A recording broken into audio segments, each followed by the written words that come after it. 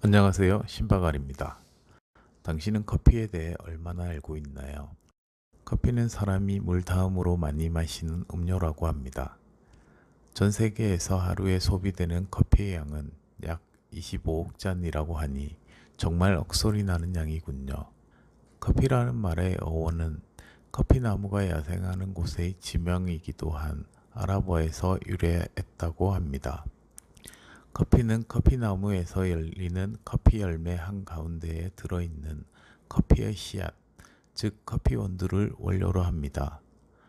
커피 열매는 빨갛게 물든 모양이 버치를 닮았다고 해서 커피 체리라고도 불립니다. 커피 열매는 품종에 따라 다르고 커피 나무는 대체로 5에서 15m까지 자랍니다. 우리나라는 언제부터 커피를 마시기 시작했을까요? 한국에 커피가 처음 들어온 시기는 1830년대에 많이 들어왔던 프랑스 신부들이 마셨을 것이라고 추측하기도 하지만 기록된 바는 없습니다. 커피의 전래 시기는 19세기 후반, 특히 이모군란이 있었던 1882년 이후 1890년 사이로 보는 것이 가장 설득력이 있습니다. 구한말 청나라를 통해 서양 문물이 들어오면서 외국인들의 왕래가 늘어났고 특히 이모군란 이후 미국, 영국 등 서양의 외교 사절들이 들어오면서 커피가 보급되기 시작했다고 합니다. 이때 커피는 한자로 음역되어 가베다 혹은 가비다라고 불렸습니다. 당시에 커피를 처음 마셔본 우리나라 사람들은 이를 이상한 서양의 국물이라고 하여 양탕국이라고도 붙였습니다. 그렇다면 커피의 성분은 무엇일까요? 커피 원두는 수분, 회분, 지방, 섬유질, 당분, 타닌, 카페인 등의 성분을 함유하고 있습니다. 커피의 가장 특징적인 성분은 우리가 각성 효과를 위해 마시는 카페인입니다. 식약처에 따르면 카페인 하루 권장량은 성인 기준 최대 400mg 이하입니다. 청소년의 경우에는 125mg 미만 섭취가 권고되며 약 12세 미만 아동에게는 카페인 섭취를 권장하지 않는다고 합니다. 현대인의 필수 음료가 되어버린 커피는 과연 우리의 몸에 어떤 영향을 주는 것일까요? 커피의 긍정적인 영향으로는 첫째, 커피의 폴리페놀 성분이 나쁜 콜레스테롤을 저하시키고 동맥경화, 심근경색 예방에 도움을 줍니다. 둘째, 커피는 알츠하이머나 파킨슨병 등 신경퇴행성 질환의 발병률을 줄이고 폴리페놀의 일종인 글로로겐산으로 인해 DNA 손상을 막고 암 유발 단백질의 결합을 방지하여 대장암, 간암 등 암의 예방에 도움을 줍니다. 셋째, 황산화 작용이 활성산소 제거에도 도움을 줘서 피부 노화를 방지하고 매끄러운 피부를 유지하도록 합니다. 넷째, 커피의 트리고넬린 성분은 비타민 B의 합성을 돕고 글로로겐산은 당 흡수를 억제하고 카페스톨 성분은 인슐린 분비를 촉진하여 인슐린에 대한 민감성을 개선하여 당뇨병 예방에 도움을 줍니다. 다섯째, 카페인의 이뇨작용으로 몸속 노폐물을 밖으로 내보내고 졸릴 때 중추신경을 활성화해 우울증 예방과 동시에 집중력 향상에 도움이 됩니다.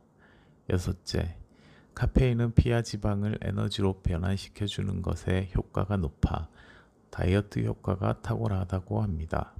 일곱째, 커피는 황산화, 항염 효능으로 만성 신장 질환의 위험률을 24% 낮춘다고 합니다. 지금까지 커피의 긍정적인 영향에 대해 이야기해 보았는데 긍정적인 효능만 보면 다른 건강 보조식품 없이 커피만 먹어도 건강할 것 같은 느낌입니다. 하지만 과유불급, 지나친 것은 부족한 것만 못하다고 하였습니다. 이러한 커피도 적정 섭취량을 넘어서 과하게 섭취할 경우 오히려 부작용이 있습니다. 그렇다면 커피의 과다 섭취로 인해 생기는 부작용은 어떤 것이 있을까요? 첫째, 카페인이 중추신경을 자극해 불면 증상을 유발합니다. 둘째, 커피가 위벽을 자극, 위산 분비를 촉진하고 위장과 식도를 연결하는 관략근을 느슨하게 만들어 위산이 식도의 역류 속쓰림을 악화시킬 수 있습니다. 셋째, 심장이 예민한 사람에게는 심장이 불규칙하게 뛰는 부정맥을 유발하여 혈압과 콜레스테롤 수치를 높일 수 있습니다. 넷째, 뇌를 각성시켜 두통, 신경과민, 불안, 현기증, 식은땀을 유발합니다. 다섯째, 철분과 칼슘 흡수를 방해해 빈혈이나 성장 저하를 유발합니다. 커피의 긍정적인 효능도 많지만 적정량을 초과 섭취했을 때 발생하는 부작용을 절대 간과해서는 안 됩니다. 여기서 잠깐 짚고 넘어가야 할 게 있습니다. 카페인은 정말 우리를 피로로부터 해방시켜 주는 것일까요? 카페인을 섭취하면 일시적으로 잠이 깨고 피로감이 사라지는 것처럼 느껴집니다.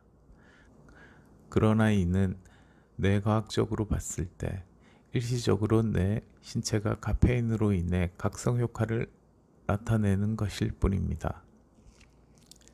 우리의 몸이 피곤할 때 뇌에서는 세포를 쉬게 하고 잠을 자게 하는 물질인 아데노신을 생성합니다. 하지만 카페인 아데노신을 억제해서 우리의 뇌를 속입니다. 결론적으로 잠시 지금의 피로를 뒤로 미루는 것이지 피로에서 해방시켜 주는 것은 아닙니다. 우리의 뇌를 속이는 카페인은 개인에 따라 해독 속도가 다릅니다. 오후 늦게 커피를 마시면 밤에 잠이 오지 않아 고생하는 분들도 계실 겁니다. 반면 밤에 커피를 마셔도 잠에는 영향을 받지 않는 분들도 있습니다. 이는 개인마다 카페인 배출 능력과 해독 시간이 달라서 생기는 현상입니다. 카페인은 중추신경을 자극해 각성 효과를 나타내는데 그 효과가 지속되는 시간이 사람마다 다른 것입니다. 적정한 카페인으로 우리 몸을 지킬 것인가? 과한 카페인으로 몸을 힘들게 할 것인가? 당신의 손에 달려 있습니다. 시청해 주셔서 감사합니다.